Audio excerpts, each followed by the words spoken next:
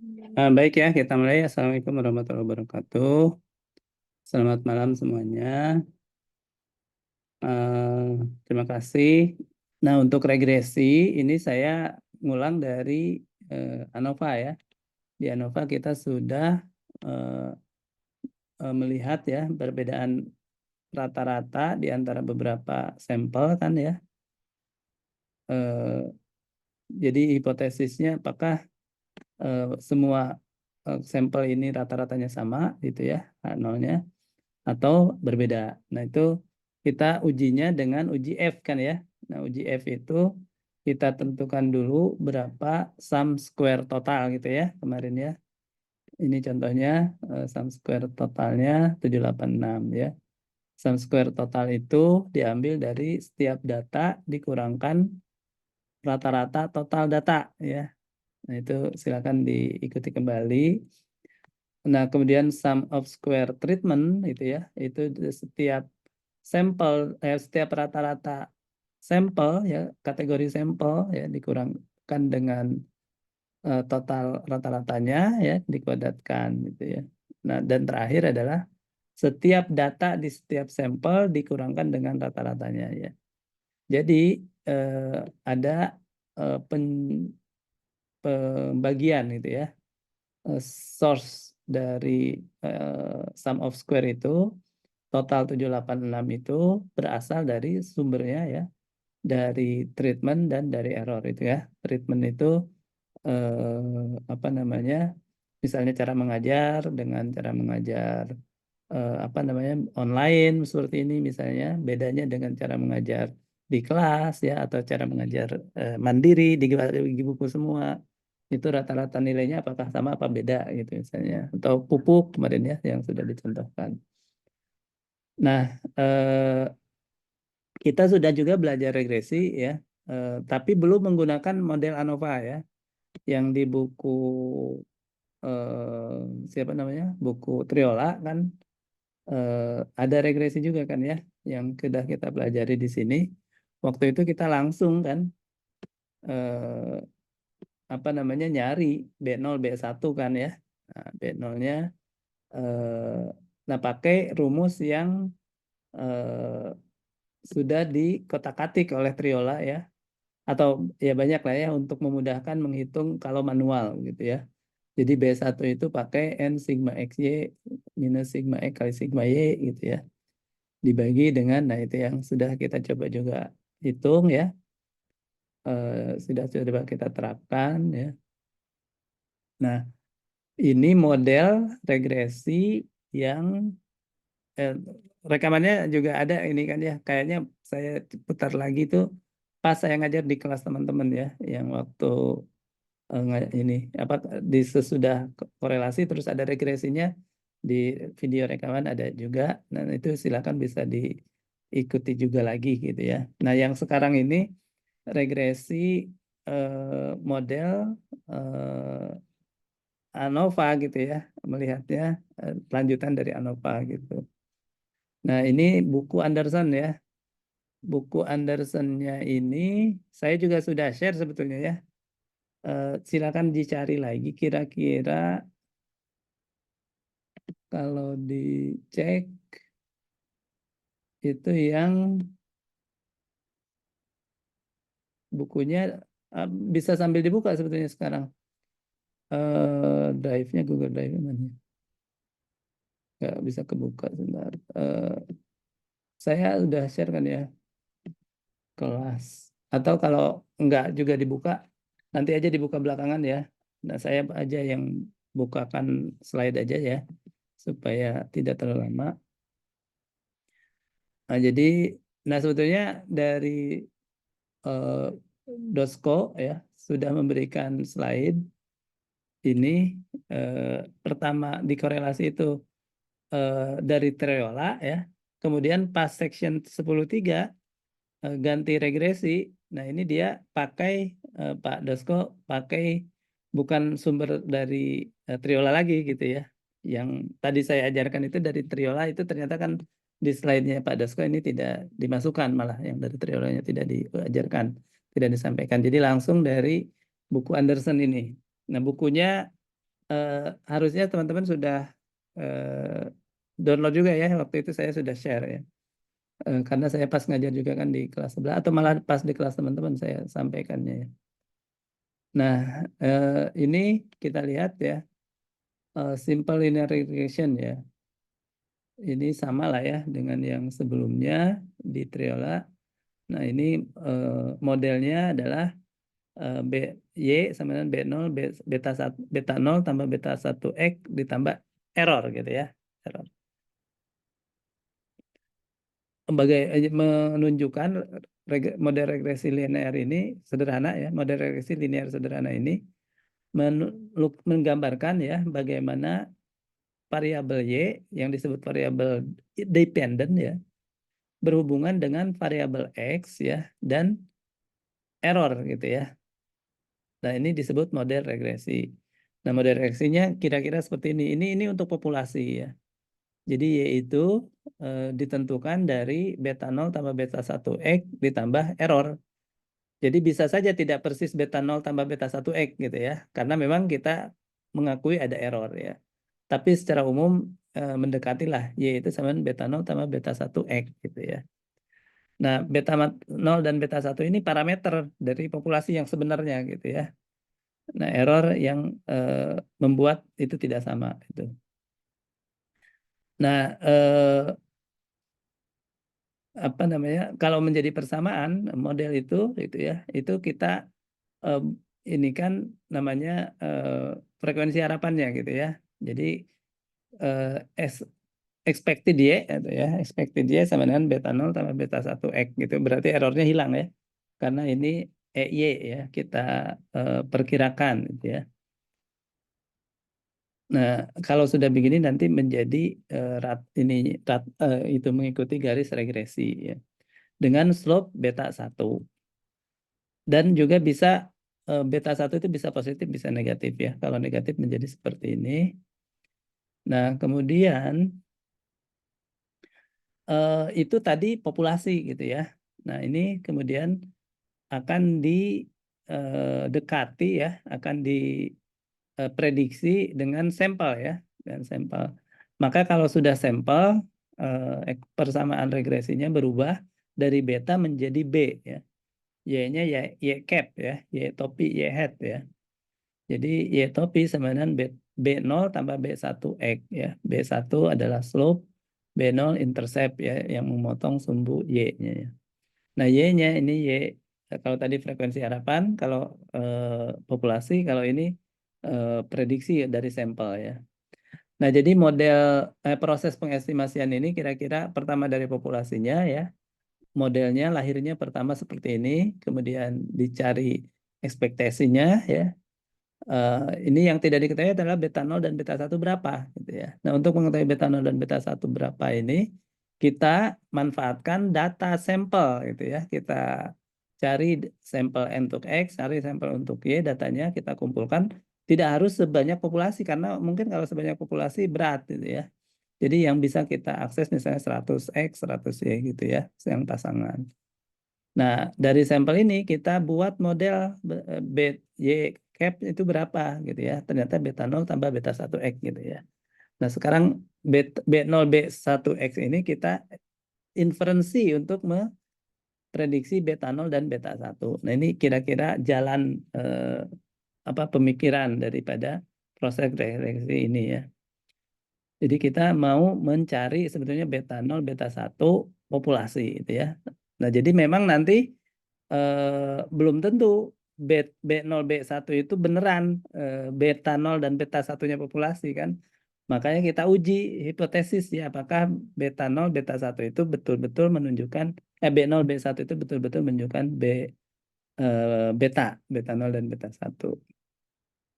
Nah, caranya nanti kita menggunakan least square method ya. Nah, yang kemarin di Triola sudah dihitung tadi, sebetulnya pengembangan dari rumus ini. Eh, minimumkan YI dikurang YI cap itu ya, dikuadratkan gitu ya. Itu harus dicari yang minimumnya. Ya. Nah, kalau berdasarkan yang awalnya, asalnya, penghitungan B1 itu seperti ini ya. B1 itu sigma XI min X bar dikali YI min Y bar ya, dibagi XI min X bar dikuadratkan ya. Kalau ada totalnya 20 dibagi 4 sama dengan 5 ya. Nah, ini saya juga sudah coba masukkan ya di tambahan bab 10 yang di sheet Anderson ini. Jadi supaya langsung nyambung, kita coba masukkan dulu data ya. Nah, jadi data di Anderson nanti teman-teman bisa lihat bukunya. Kalau ini saya langsung cuplik aja ya. Nanti saya share ke teman-teman juga. Ini kayak ringkasan lah ya di Excel ini. Nah, dari data ini ya, ini ada restoran, ada 10 ya. Itu apa namanya?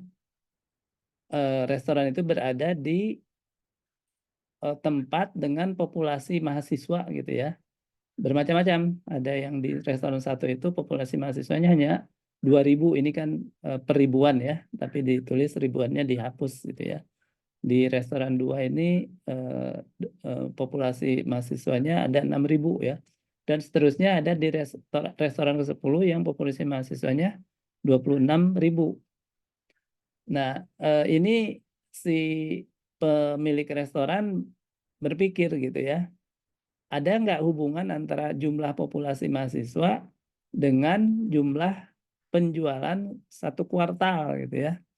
Nah, dia cek di populasi mahasiswa 2000, penjualannya 58.000 dolar gitu ya, yang 605.000 ya. Nah, ini dia ingin bandingkan gitu ya, apakah bisa jumlah populasi mahasiswa itu memprediksi nilai penjualan gitu ya. Nah, ini bisa kita hitung dengan model yang kedua nih. Kalau yang Triola kemarin pertama ya sudah di apa namanya, sudah di kotak-katik rumusnya ini ya. Nah, yang aslinya kan saya bilang ini, yang ini ya. Jadi X-nya menjadi apa jumlah mahasiswa ya, Y-nya menjadi jumlah penjualan, nilai penjualan dia ya. Nah, ini hitung dulu XI dan X bar dan Y bar ya. Kemudian XI min X bar itu adalah dari setiap data X dikurangkan rata-ratanya ya kan.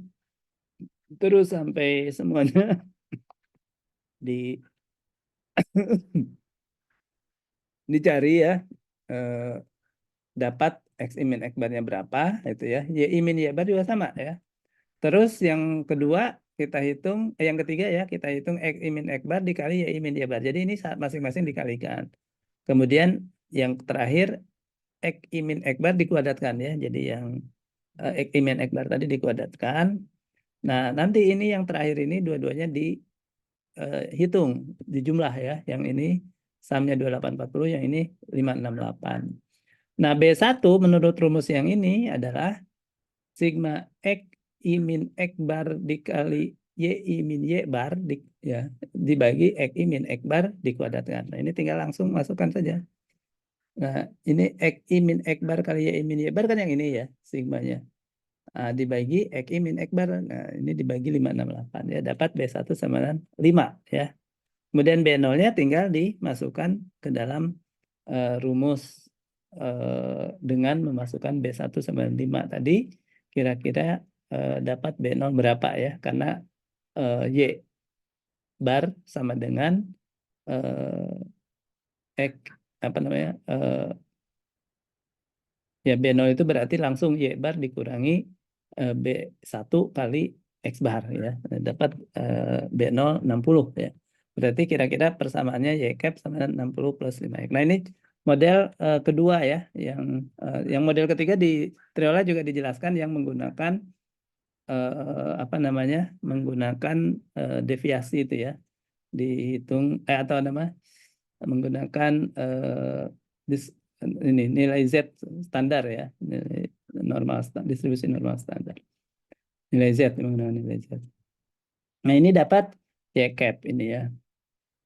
Nah, di Anderson kemudian dijelaskan. Ini nanti di kuis saya minta ini ya teman-teman menghitung seperti ini ya.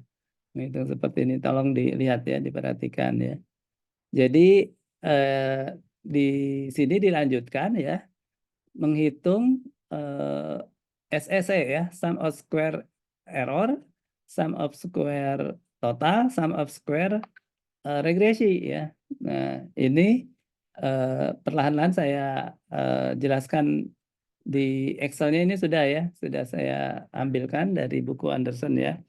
Jadi kalau sum of square error itu ambil saja sigma YI min Y cap dikuadratkan ya. Nah, jadi ini saya lanjutkan bisa ke kanan sebetulnya dari sini ya. Dilanjutkan ke kanan ya. Cuma karena ini step by step gitu ya. Saya lanjutkannya ke bawah ya. Jadi ini tambahannya yang belum kita hitung adalah dari sesudah dapat persamaan itu berarti bisa kita hitung untuk masing-masing XI YI cap-nya berapa gitu ya. Nah, ini tinggal masukkan ke B0, B1 yang sudah kita peroleh, itu menjadi bisa mengisi kolom predicted cells ya di perhitungan ini. Gitu. Nah, kemudian dari predicted cells ini Y cap ini ya. Nah, ini kita hitung error ya. Errornya itu adalah Y yang asli ya dikurangi Y cap ini ya. Nah, kemudian seperti di ANOVA ya. Kemudian ini dikuadratkan ya supaya tidak ada negatifnya. Total kuadratnya ini yang disebut sum of square error ya 1530 gitu ya. Jadi ini hampir sama dengan ANOVA gitu ya, tapi diperoleh dari hasil regresi ya, persamaan regresinya kita masukkan ya sehingga kita dapat errornya ya. Nah, errornya dikuadratkan dan totalnya dan dicari totalnya ya SSE ini. Nah, bagaimana dengan yang kalau di ANOVA namanya sum of square treatment ya. Di sini sum of square total atau ini sum of square total dulu nih ya, belum treatment. Nah, sum of square totalnya ini diperoleh dari YI ini ya dikurang ini deviasi ini kan D81 ya, D81 ini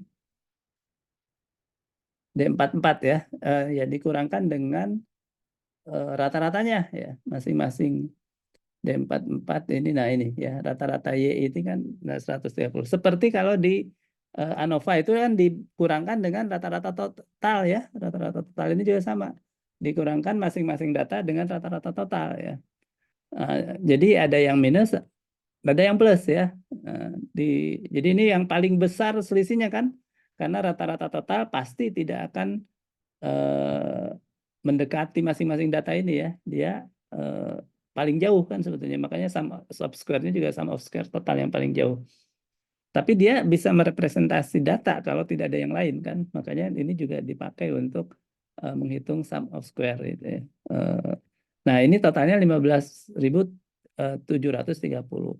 Nah, berarti dari regresi sisanya ya 15.730 dikurangi sum of square error ya. Nah, ini semacam seperti ini ya. Jadi kalau kita menghitung tadi sum of square error itu adalah dari data yang merah ini dikurangkan ke yang hasil regresi yang hijau gitu ya. Tapi kalau kita menghitung sum of square total itu adalah dari data dikurangkan ke yang biru ya, yang biru. Jadi double ininya ya, apa namanya? Rentangnya. Ya. Jadi total ini itu berasal nanti hasilnya bisa kita elaborasi menjadi sum of square ini dari data ke apa namanya? Ke yang hijau gitu ya.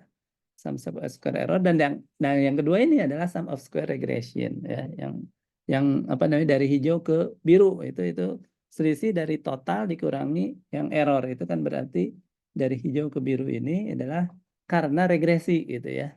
Jadi sebagian total error itu ada yang tidak bisa dijelaskan dan ada yang bisa dijelaskan karena regresi ya. Nah, jadi berapa SSR ya? SSR karena SST adalah SSR ditambah SSE, berarti SSR kita bisa peroleh dari SST minus SSE ya, sama dengan 14.200 gitu ya. Nah, silakan teman-teman kalau ada yang mau bertanya ya. Ini saya kira penting ya, karena regresi nanti dibawa kemana-mana ya.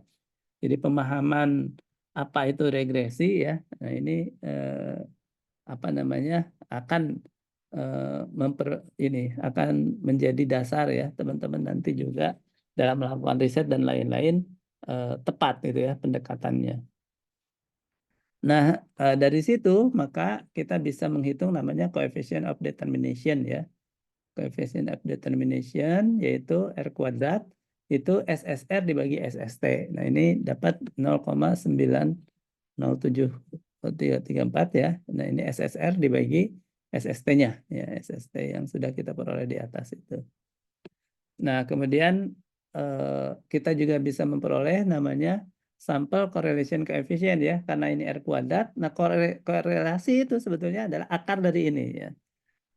Bedanya kalau koefisien determinasi berarti positif terus ya, karena dikuadratkan. Nah, kalau korelasi, uh, makanya ini pakai sign of B1 ya, diambil dari B1-nya itu apakah negatif atau positif ya. Karena kalau ini kita ambil dari R kuadrat kan tidak tahu negatif positifnya. Nah, kita kembalikan negatif positifnya dari tanda hasil B1. Berikutnya, kita akan menghitung namanya S ya, Standard Error of the Estimate ya. Itu MSE, SSE tadi dibagi dengan ya sama dengan ANOVA ya. Waktu itu kita hitung F ya kan. Itu dicari MSE dan dibagi MSR itu ya.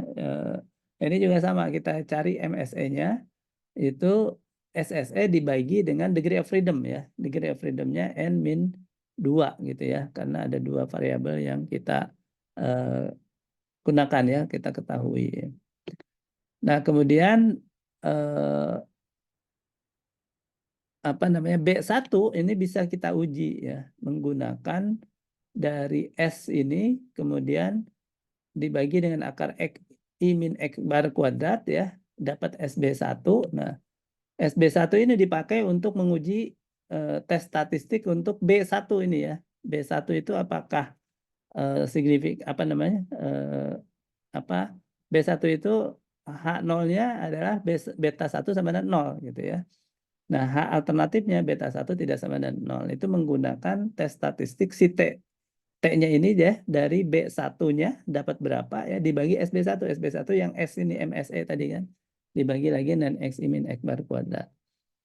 Nah, jadi dari sini kita bisa menentukan ya apakah B1 yang kita peroleh itu signifikan atau tidak ya. Nah, contohnya ini hasil dari yang sudah kita hitung di atas tadi ya. T-nya adalah 8,616 ya. Ini dapat dari C46 bagi C190 ya. Sesuai dengan rumus SB1 ya ya SB1 dibagi B1 dibagi SB1. B1-nya C46 ya, SB1-nya yang ini 0,580. Nah, tinggal apakah ini tolak H0 atau terima H0 gitu ya, atau tolak H1 gitu ya. Itu tinggal T ini, T kritisnya berapa gitu ya. Atau langsung T ini P value-nya berapa gitu ya. Kalau P value-nya berapa, langsung kita masukkan ke fungsi T distribusi to tail ya, dari distribusi T ya. Dapat kecil sekali ini. Berarti dia tolak H0 ya. Berarti B1-nya ini oke gitu ya. Apa namanya? Signifikan gitu. Nah, atau bisa juga menggunakan confidence interval ya, seperti biasa. Selain menggunakan uji hipotesis, juga bisa menggunakan confidence interval. Nah, dengan B1 itu langsung untuk confidence interval dikurang atau di plus minus T alpha per 2 SB1 ya. Jadi B1-nya tadi 5, ya, tinggal di kirinya dikurang T alpha per 2 SB1, di kanannya ditambah T alpha per 2 SB1 itu. Nah, nanti kesimpulannya sama ya. It is not included in the confidence interval H0 we can reject H0 ya. Conclude that a significant statistical relationship exists between the size of student population and quarterly sales. Nah, selain uji T juga bisa menggunakan uji F seperti di ANOVA ya. Uji FE-nya juga sama, SSR dibagi number of independent variable, hampir sama ya, tidak sama persis. Nah, kalau uji F berarti apa namanya juga hasilnya pasti sama dengan uji T itu ya. Jadi ini uji F-nya hasilnya 74,4 ya, besar sekali F-nya, berarti P-nya kecil sekali, berarti bisa diterima. Nah, bedanya kalau uji T itu hanya bisa untuk single regression ya. Kalau uji F ini bisa untuk yang regresi berganda, yang X-nya lebih dari 1 gitu ya, 2 dan seterusnya, 2, 3, 4 ya. Nah, karena F ada pembilang dan penyebut ya degree of freedom-nya. Jadi dia hanya tidak hanya oleh satu T saja gitu ya. Kalau T ini kan dari errornya saja gitu ya. Kalau yang F, nah dia dapat dari regresinya juga, sehingga bisa lebih komprehensif, lebih dipakai untuk yang regresi multiple. Nah, demikian mungkin ya untuk yang regresi sederhana ini. Nah, yang regresi lanjutannya saya scan aja deh ya, karena lumayan sudah malam juga. Jadi berikutnya yang regresi berganda itu tambahannya kira-kira. Nah, kalau regresi berganda sekarang X-nya tidak hanya 1 ya, beta 0 tambah beta 1 X1, tetapi ditambah lagi beta 2 X2 tambah lagi beta P XP ya, tambah error baru ya. Tergantung berapa independent variabel yang akan digunakan untuk memprediksi si Y ya, Y-nya. Nah, nanti juga sama kita estimasi dengan sampel ya, dengan sampel. Jadi nanti B0 tambah B1 X1 tambah B2 X2 dan seterusnya tambah BP XP itu ya. Nah, ininya juga modelnya sama ya seperti tadi. Kemudian least square juga ya, tapi untuk masing-masing B gitu ya, hampir semuanya. Nah, ini contohnya ya, dapat nanti karena mungkin sudah berat pakai manual ya, nanti kita pakai data analitik ya. Data analitik di Excel itu harus diinstal add-in-nya, mudah-mudahan sudah pada install semua ya. Nah, contohnya ini dapatnya nanti tidak hanya 1 X ya, jadi dapatnya ada ini slope ini intercept-nya ya, konstan ini intercept. Nah, kemudian variabelnya ada variabel X1-nya experience dan X2-nya test score ya. Ini berarti nanti kalau dapat begini, persamaan regresinya adalah dependent variabelnya apa? Salary misalnya ya, sama dengan, nah konstannya ini slope-nya 3,174 tambah ini X1-nya experience ya, 1,404 X1 atau experience tambah 0,251 X2 ya, skor. Nah, B1-nya dapat, B2 dapat gitu ya. Nah, tapi ini maksudnya adalah kalau B1 salary is expected to increase $1.404 untuk setiap penambahan tahun ya. Karena di sininya kan satuannya gaji tahunan gitu kalau yang kemarin kali ya. For each additional year of experience. Oh ya, pengalamannya dalam tahun gitu ya. Jadi setiap bertambah 1 tahun pengalamannya, gajinya bertambah 1.404. Itu maksud dari B1 1.404 itu ya. Karena ribuan berarti 1.404. Nah, tetapi karena ini dua independen variabel ya. Jadi ketika kita menginterpretasi independen variabel yang pertama X1, X2-nya itu diasumsikan konstan gitu ya. Jadi when the variable score on programmer attitude test is held constant. Sebaliknya juga yang B2 ya. Jadi sama ya, gaji itu diharapkan akan meningkat 251 ya, sejumlah B1-nya ini kan. 0,251 kali 1000 kan 251 untuk setiap penambahan satu skor dalam tes aptitude programmer gitu ya. Nah, dengan catatan ya ini B1-nya apa bukan B1. X1-nya yaitu pengalaman ya dalam tahun ya itu dianggap konstan. Nah, ini interpretasi yang harus kita pahami ya saat melihat hasil daripada regresi berganda. Nah, sama nanti ada SST, SSR, SSE itu ya. Dan juga nanti ada R kuadrat. Nah, R kuadrat ini koefisien determinasi ya, itu menunjukkan seberapa kuat ya ini model regresi itu menjelaskan dependent variable. Nah, ini 83,41%, berarti dua variabel ini barusan apa namanya pengalaman dan skor aptitude test itu ya itu sudah bisa memprediksi gaji sebesar 83%. Sisanya 17% berarti kan itu mungkin ada faktor lain gitu ya yang tidak bisa kita temukan saat ini. Nah, kadang kita bisa nambahin lagi independent variable, nanti R kuadratnya bisa naik lagi gitu. Itu nanti yang akan dibahas di bab berikutnya. Jadi ini 3 bab ini disatukan multiple regresi ini ya. Nah, tapi memang hanya pemahaman-pemahaman saja ya. Nah, itu nah nanti R ini bisa disesuaikan gitu ya. Ada adjusted R, tapi bisa dipakai dua-duanya sebetulnya. Itu yang kedua. Nah, yang ketiga mungkin saya scan juga yang tambahan materi terakhir ini di regresi multiple ini ada yang namanya menyusun model regresi ya.